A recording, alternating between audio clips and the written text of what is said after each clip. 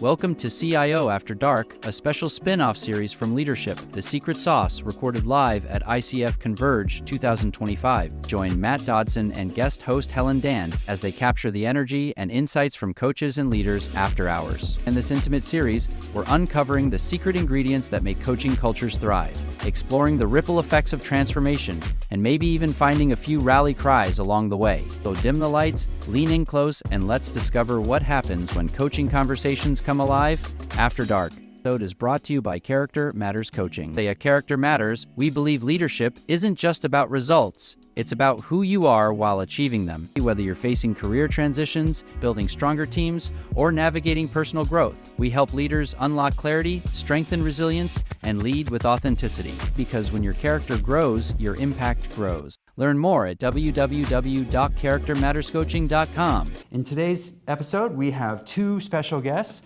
I'm just really glad to have you guys here. They are members in the coaching and organization, and we're here to hear about your secret sauce of leadership, hear your story, maybe even some challenges, and really what you've learned.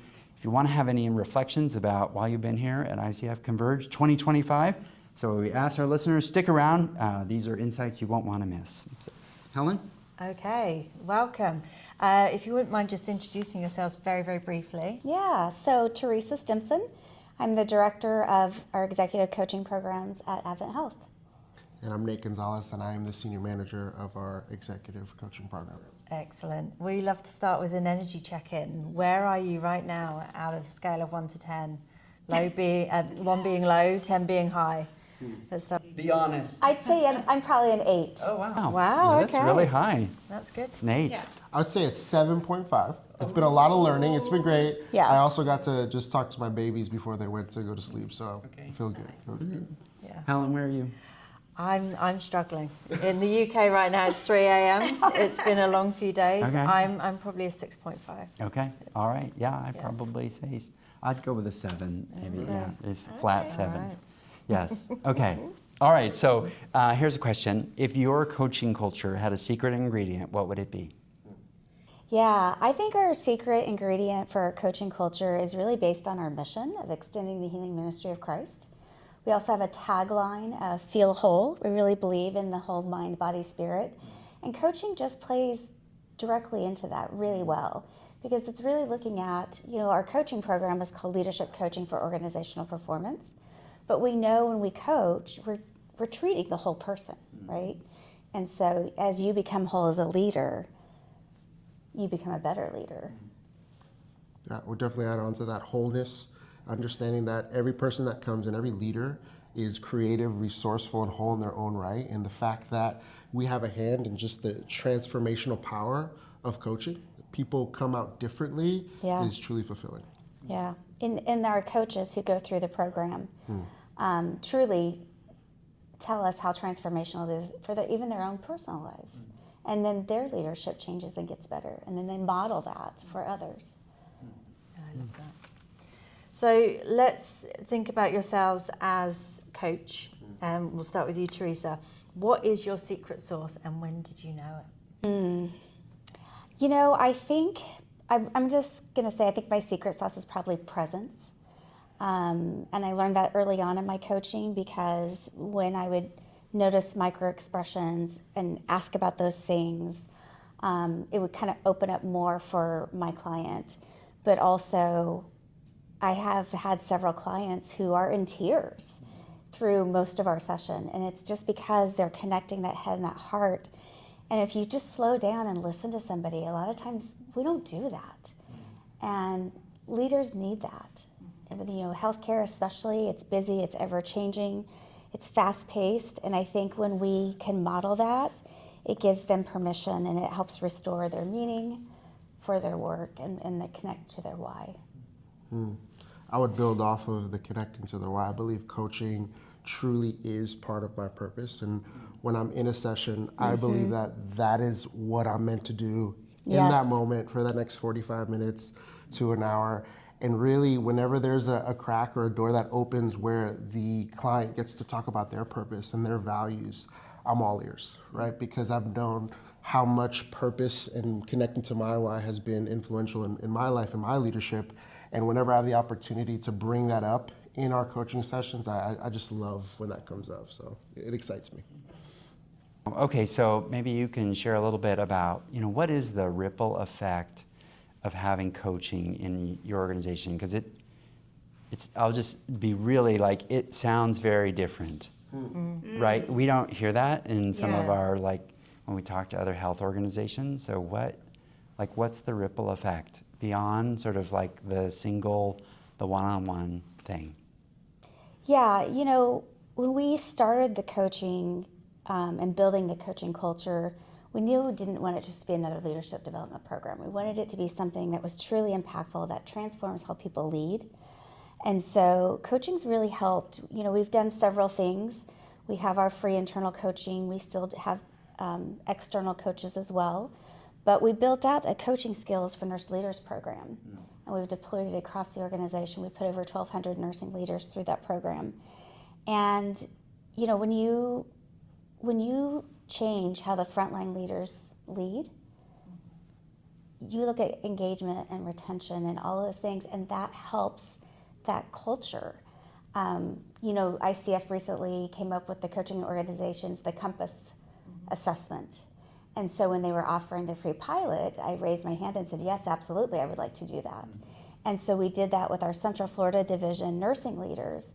And much to my surprise, we came back as, I think the term is integrated. So we scored at the highest level. And so that just made my heart so happy because I know we're truly having that ripple effect and coaching's impacting the organization in a positive way. And that matters deeply to me as a nurse by profession in my first part of my career. And so knowing that we're changing the leadership for those who are impacting our patients and our communities means so much to me. Yeah, that's beautiful. I think there's something profound about leaders leading with curiosity and just seeing those skills being implemented in the culture that's being created and how that directly connects to our mission of wholeness, right? When people can just sit, be present, listen, ask more questions than just responding or giving an answer. Just being able to see that and the ripple effect of that on all levels has been extremely beneficial for me. I know for you too, as well, Teresa. And the work is still going. We're excited about that. Yeah, so we're actually transitioning. We're still keeping coaching skills for nurse leaders, but we've kind of redone the course to have coaching skills for leaders. And now we're going to do train the trainers and train partners that are in the other regions of the organization to deploy that course as well. So we're super excited about that. I love that. So what is the next area of focus then? So you said how you're expanding that program. Yeah. Is there anything else beyond that? Yes, there's always something. Okay. Tell us more. We have a bit of a backlog, a wait list for our free internal coaching. And I was fortunate to meet Dom. Do you remember the name of her? Dominic Moss. Yeah. And she has a group coaching education that's ICF accredited. And I said, man, if we could do group coaching, we could reach more people. And especially as the organization grows, we have very aggressive growth plans. So what we are doing today isn't going to get us where we need to be in the future. So Nate signed up and he's going through that. So we're going to start piloting that next year. And so I'm super excited about bringing group coaching to the organization. The other thing that we're doing is, we call it dynamic team coaching, but it's Peter Hawkins' model of systemic team coaching. So I'm trying to figure out what's our strategy and how do we scale that to get that to more teams? Because I really think team coaching is really the future. Because when you're doing team coaching, the whole team is getting coaching together, and they have over time, and they're also individually getting coaching. And so, again, it's transforming them as a person, but then as that team and how they work together in those dynamics. That's really powerful. Yeah. Wow. Okay. Let's do the next question. I have so many questions because I think what you're describing is really the right place of maturity. So I think you guys are, it's probably spot on for what I've seen in other organizations for where they get to after the coaching culture is firmly in place and people say, how do we scale it? Anyway. Yeah, sorry, I didn't jump all over the. So The next I'll question's ask yours the anyway. question. So, all right, aspirational coaching culture. What is your rally cry or theme song that you would want to play? You're getting up there next year or at the ICF Engage 2026. Coaching in organizations, stellar, whatever. What's the walk-up song for you? So This Is Me from The Greatest Showman. Okay, all right. Excellent.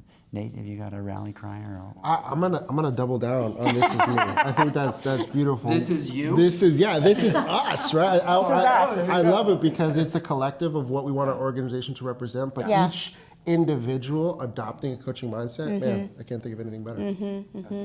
I think the other thing I'd like to add is that we're very fortunate because our most senior leaders really support us in this coaching, and they see the impact, they believe in it, and so to know that it matters to them as well, and to have their support is really impactful for us as well. Okay, so this is, I think I've said a little bit, I think what you're doing is really unique, and all I can think about when you talk about healthcare is like challenges with doctors and nurses, and the sort of the coaching that needs to happen. So kind of that dynamic is really kind of what stuck out to me. I was like, oh man, do you coach the people that want it or need it? Yeah, so in our organization, we really have flipped the script about what is coaching, right? So coaching is somebody who's already performing. Somebody's coaching and we just want to help them get a little bit better, right? And so we don't coach for somebody who needs to be on a performance improvement plan. That's not our philosophy. We want our coaching tied to high potential leadership. That's our philosophy around it. Yeah, that's my reflection. I mean, that is that's really what you want. I think not to, otherwise I think you make the problem child the center of the whole group, and then you're really paying attention to the wrong thing. Wrong things, exactly. Not the people that want, Right. It's interesting that you said that, and you brought up that dynamic between physicians and nurses. I think we have a very good culture, but I was just facilitating a coaching skills for nurse leaders class with my clinical partner, Jean Turcotte, and one of the girls, I don't know, she texted her CNO about how much she was enjoying the class, and so at the break, her CNO calls her and says, "Do you think they do it for our physicians at this hospital?" And I was like, yes, but we probably need to revamp the curriculum a little bit to be appropriate for physicians, so we're planning to do a pilot with that in Q1. We also have a physician leadership program that we're talking about. How do we incorporate this into the curriculum for them as well? We can all get better by listening more and asking more curious questions. And that's just not our human nature. I love how people-focused you both sound. And you've used the word whole a lot and really focused on being. And as you've been talking, I wouldn't have thought that you necessarily worked in the medical industry or necessarily in a corporate organisation or anything, because you're just so focused on the human with how you're explaining it.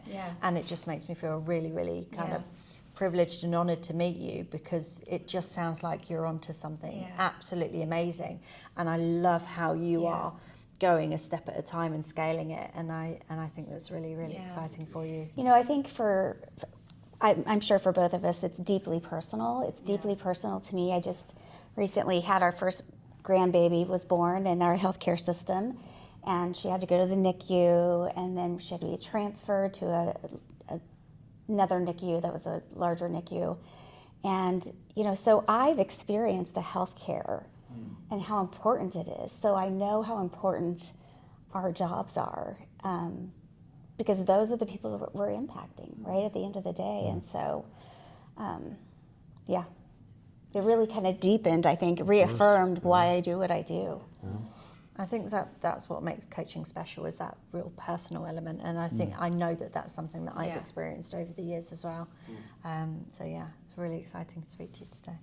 What's the best way that people can get a hold of you? Some people wherever they are, they just want to pick your brain. How'd you do that? Or even just the whole concept of your whole self in type, including that in coaching. What's the best way for people to get a hold of you? And for me, LinkedIn would be great. Nathan Oh, Gonzalez. Yeah. And I'm sure LinkedIn Teresa as too, well. yeah. LinkedIn. Right. Yeah. Yeah, LinkedIn. Reach out and send us a message. We'd love to share. Okay. Excellent.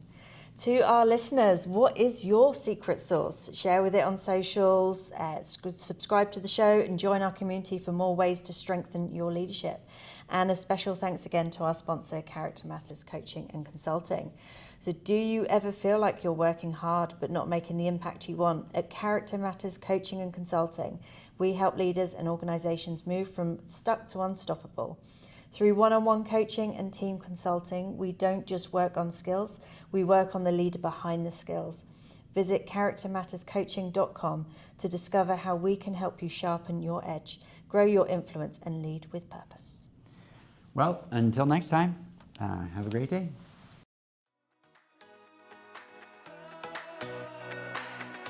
Thanks for listening. If you love this podcast, please share it with another coach or leader. Make sure you go to the show notes to get all the resources from today's episode.